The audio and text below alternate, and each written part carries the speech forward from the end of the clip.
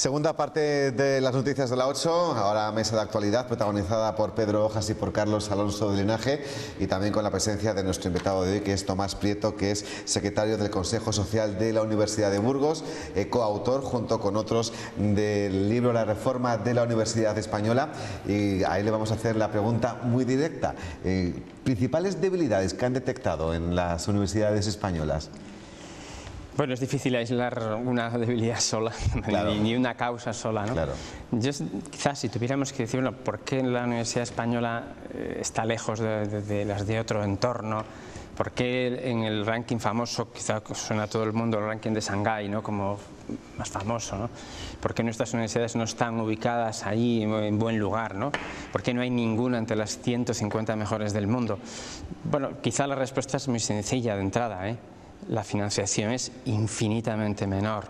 Uno de los datos que figura en el libro, por ejemplo, es que las mejores universidades del mundo, el top 10 del ranking de Shanghái, tienen una media presupuestaria de 53.000 euros por alumno, ¿no? Mientras que la media al año, mientras que la media de las 10 universidades mejores españolas es de 12.000.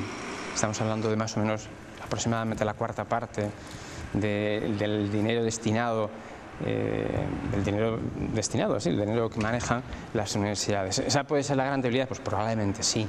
Con ese nivel de financiación, pues evidentemente España no puede, nuestras universidades no pueden competir con Harvard, con Oxford, con Cambridge, ni con la número 120, ni siquiera, ¿no?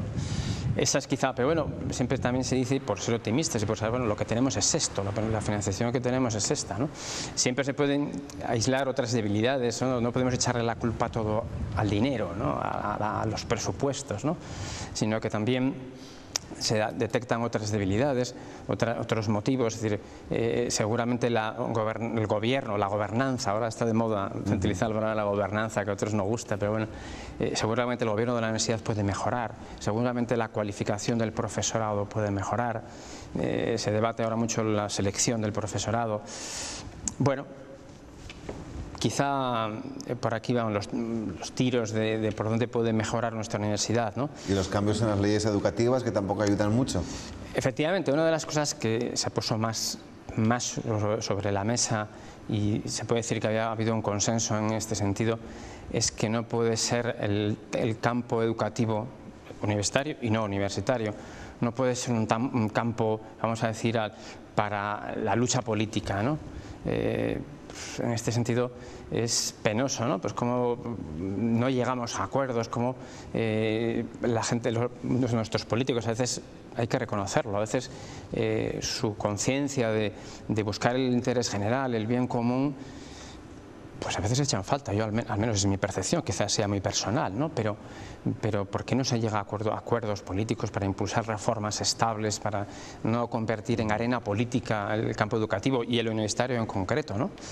Bueno, el hecho cierto es que se lleva hablando particularmente estos últimos años, ¿no?, sobre la reforma de la universidad. De hecho esos informes de los cuales he hablado antes fueron encargados por el ministro, ¿no? El último relevante, este mencionado, de febrero de 2013, fue encargado por el ministro.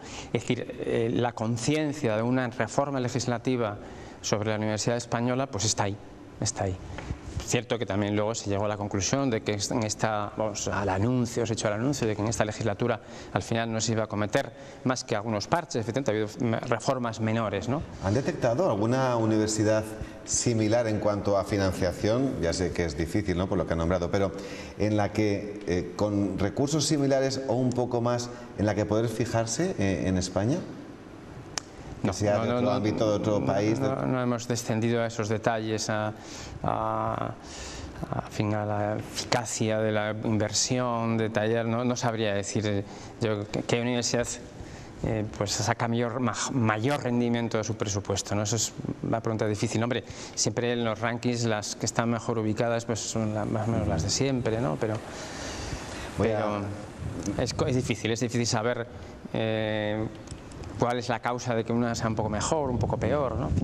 Iba a hacer un pequeño resumen a nuestros colaboradores de jueves. Ha nombrado recursos humanos, ha nombrado sistema de gobierno, ha nombrado financiación, luchas políticas, pugnas, ¿no? También relacionados con la educación y por ejemplo, la LOMCE, ¿no? Y los cambios que está experimentando. ¿Estáis de acuerdo con esos elementos, esos epígrafes que ha pronunciado Carlos, nuestro invitado? Hombre, yo creo que cambiar las cosas demasiadas veces no es bueno para nadie, entre otros motivos porque esto lo tiene que llevar a cabo personas que no cambian. Entonces yo creo que todas tenemos cierta reticencia al cambio y hace que no siempre sean lo efectivas que se planificaron. A mí, de todos modos, siento curiosidad por saber si dentro de lo que se estudió también los distintos modelos.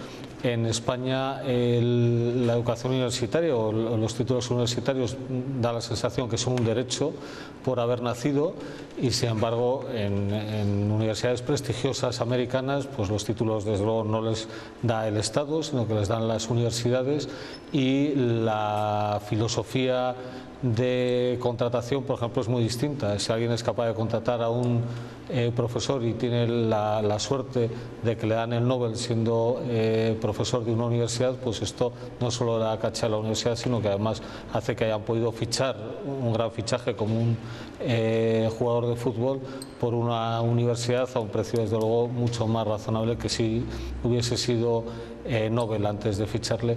Se han analizado los distintos modelos porque desde luego el modelo español tiene virtudes, pero esas virtudes también están muy lejos de que podamos estar dentro de ese ranking de Shanghái, dentro del top 10 o del top 100. ¿Se ha tomado en cuenta esto, Tomás? Bueno, lo que se ha intentado, desde luego, lo que ha salido en los debates y en algunos de las ponencias ha quedado recogido, es que nos gustaría ser capaces de esas cosas que funcionan, fundamentalmente, lo ha mencionado antes Carlos, la flexibilización que otras universidades privadas fundamentalmente, ¿no?, del mundo tienen para contratar. Se ha debatido, es decir, ¿cómo puedo yo incorporar esas posibilidades, esas mejoras a nuestro sistema? No es fácil, nuestro sistema es un tema basado fundamentalmente en el funcionariado docente, pero una de las propuestas de luego apunta por ahí. Lo decía el informe de la Comisión de Expertos, tenemos que conseguir flexibilizar la contratación. Hay que ponerle patas, el legislador tiene que permitirlo.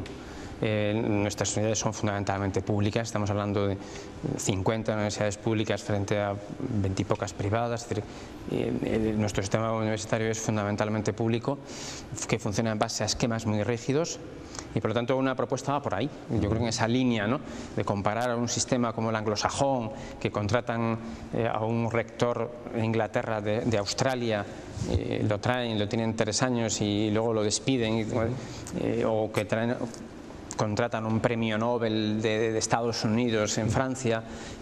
Esas posibilidades nosotros no las tenemos, o las tenemos muy mediatizadas. Entonces es una de las vías de mejora.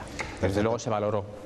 Pedro, al margen de lo que le quieras comentar a nuestro invitado, has fruncido el ceño cuando ha dicho Carlos lo de en España un título por haber nacido. Sí, ¿no? Bueno, pues, según Carlos lo que ha dejado entre es que más o menos que es el Estado el que decide si da el título o no le da. Yo no sé, me queda un poquito así. Tanto como eso no. Por eso, no, pero ha dicho, bueno, es que les da el Estado, ¿no? Hombre, claro, si la universidad pública y el funcionamiento del sistema educativo es como es, pues alguien tiene que atestiguar que tiene los conocimientos asesorado por los funcionarios, bueno, en este caso por los profesores que son los que examinan y dictaminan si tienen los conocimientos para aprobar o no. Nada más quería eso, pero sí quería... Podría defenderse si quiere. No, yo es que creo que es toda una filosofía. O sea, de hecho, cuando una persona estudia en España, el siguiente paso es pedirle al Estado que le dé un puesto de trabajo en función de los estudios que tiene, y esto no siempre es así. Quiero decir que uno tiene que hacer algo más que formarse. Formarse es una necesidad casi vital y entra dentro de la filosofía de estudios universitarios, de la forma de enseñar que se tiene en España. Pedro. Yo quería, yendo al, bueno, no al fondo, sino al tema, yo coincido con vosotros, ¿no? Yo creo que en España no aprendemos. porque todos los gobiernos, cada gobierno que ha llegado ha hecho una nueva ley de educación. Eso por sí mismo es un desastre de tal calibre que así estamos, ¿no? Que así estamos, donde nuestros ratios son, pues eso, dejan mucho que desear. Vamos a dejar ahí. Ahora bien, yo creo que el sistema público no hay por qué pensar que es peor que el privado. De hecho, en España ya existen universidades privadas y no son especialmente las que salen en los rankings de Shanghái o tal, no están por encima de las públicas. Yo creo que sí que es verdad que el tema de financiación es clarísimo, ¿no? Que eso influye. Eso influye porque evidentemente con mayores recursos pues se pueden hacer muchas otras cosas que no se hacen en temas de investigación y en otros temas que ahora muchísimas universidades están paralizadas en temas de investigación porque no tienen recursos, porque llevamos muchos años ya con la crisis y antes incluso de la crisis que no había tantos recursos donde no se destina a investigación y desarrollo, etcétera. Luego también se ha dicho que la Universidad Española que no está en contacto con el mundo laboral, la frustración, Carlos lo dejaba ver un poco, ¿no? La frustración que tienen los propios estudiantes cuando acaban, al incorporarse al mundo laboral, cuando ven que son, bueno, pues sí, tienes unos conocimientos, pero realmente esos conocimientos te permiten estar preparados para afrontar tu puesto de trabajo en teoría de lo que tú has estudiado, pues es complicado, ¿no? Yo creo que ese es el gran paso que tenemos que dar y así como yo creo clarísimamente que la financiación es vital para tener una universidad y una enseñanza de calidad. Yo creo que es clarísimo que ese es el ratio que puede hacer cambiar todo. Claro. ¿Estás de acuerdo? Además, de acuerdo lo que has nombrado tú, ¿no? El tema yo soy profesor, económico. yo he estudiado en lo público siempre, soy profesor de una pública, funcionario de una pública y creo que la universidad pública es fantástica y estoy feliz y orgulloso de trabajar en ella. De acuerdo con que efectivamente en fin, hay bueno, muchos factores, ¿eh? Antes se mencionaba la relación universidad-empresa también, se mencionaba la financiación, se mencionaba también pues la adecuación de los estudios, en fin. Totalmente de acuerdo, bueno, lo he dicho yo antes más o menos, ¿no? Que es necesario un pacto político para las reformas educativas de tal manera que sean estables, paccionadas, que no sean arrebatos políticos, eso es fundamental, ¿no? Y espero que en la enseñanza universitaria y en la no universitaria pues sea una realidad a partir de ahora, ¿no? Rafa, sí. Una pregunta quería, ¿habéis detectado dentro de la Universidad de Burgos, por ejemplo, porque yo sí estoy viendo entre personas pues que conozco, donde ahora existen verdaderos problemas para personas que donde no tienen recursos, a los que les ha castigado la crisis, sus padres han podido perder el empleo y en estos momentos han cambiado un empleo estable con un cierto salario que les permitía vivir dignamente, a tener en el mejor de los casos un empleo con 800, 1000 euros de salario, etcétera. Y yo creo, y está viendo, porque yo lo he visto y sé de personas que han tenido problemas donde no han podido mandar a sus hijos a la universidad, donde ni con las becas, ni por el sistema de becas que tenemos es muy complicado, cubren lo que cubren.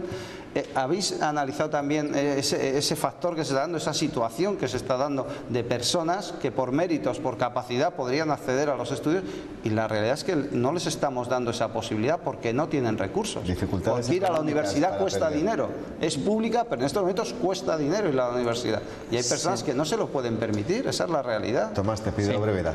Sí, bueno, yo sinceramente no tengo un conocimiento así grande de qué porcentaje, de cuántas son esas personas a las que aludes afectadas y que por posibilidad financiera, digamos, no pueden asistir a la universidad. Yo la sensación que tengo, insisto, sin conocerlo de cerca, es que no deben de ser muchas, porque la universidad pública española, digámoslo, es razonablemente asumible, ¿no? O sea, aún así me consta que los temas de becas, pues bueno, ahí están y que me consta también, porque eso sí que lo he vivido de cerca, que la Universidad de Burgos ha sabido reaccionar y ha previsto específicamente una bolsa económica para atender situaciones urgentes.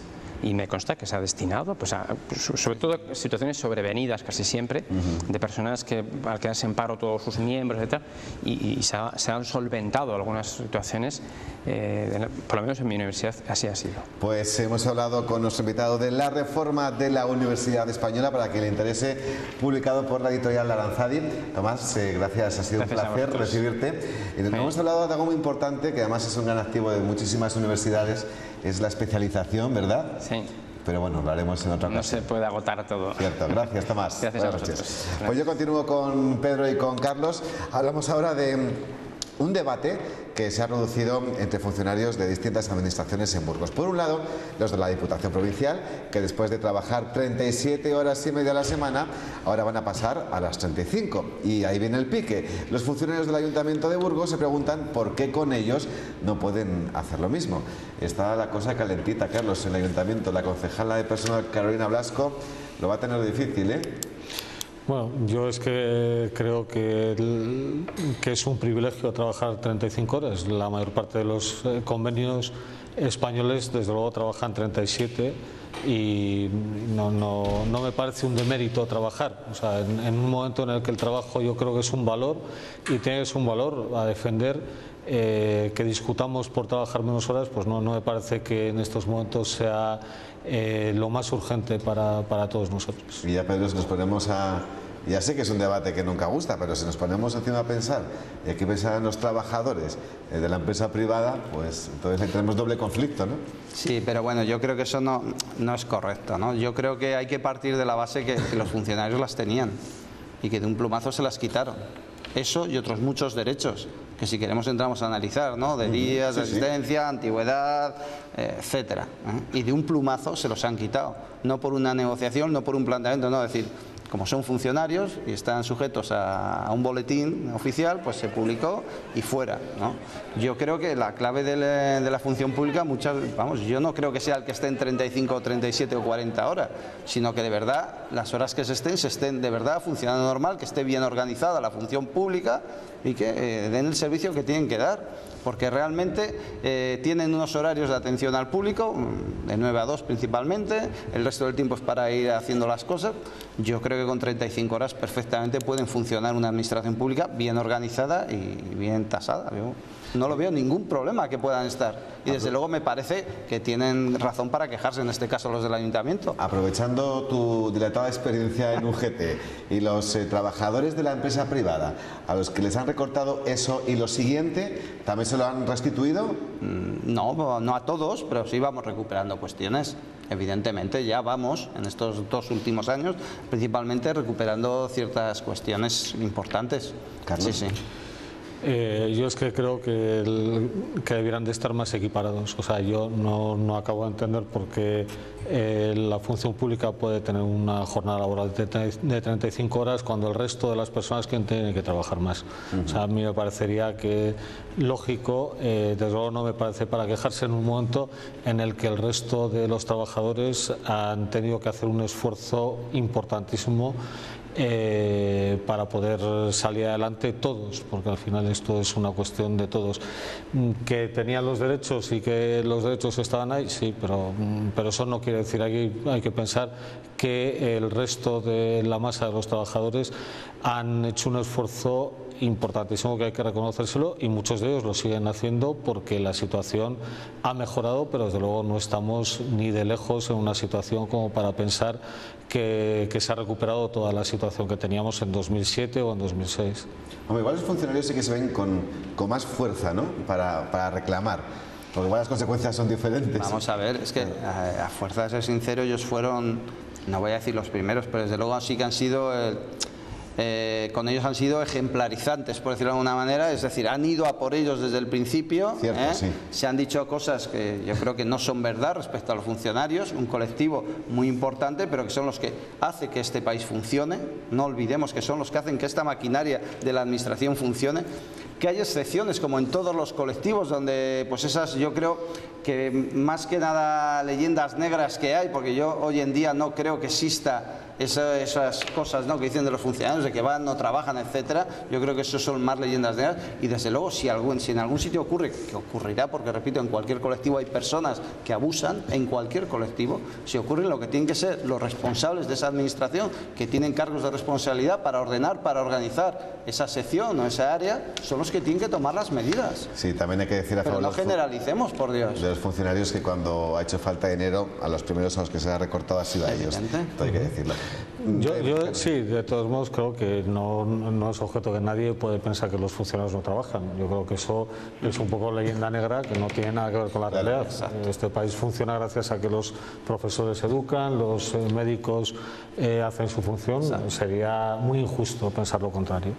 Bien, pues un último asunto, porque mañana hay pleno ordinario en el Ayuntamiento de Burgos y tras él se va a celebrar, como les hemos venido contando toda la semana, un extraordinario a petición de la oposición en relación a las dietas abonadas al concejal de Cultura, Fernando Gómez. En esta sesión se propondrá la creación de una comisión de investigación y se decidirá su composición. Un pleno que podrán ver aquí en la 8 Burgos mañana viernes a partir de las 4 de la tarde.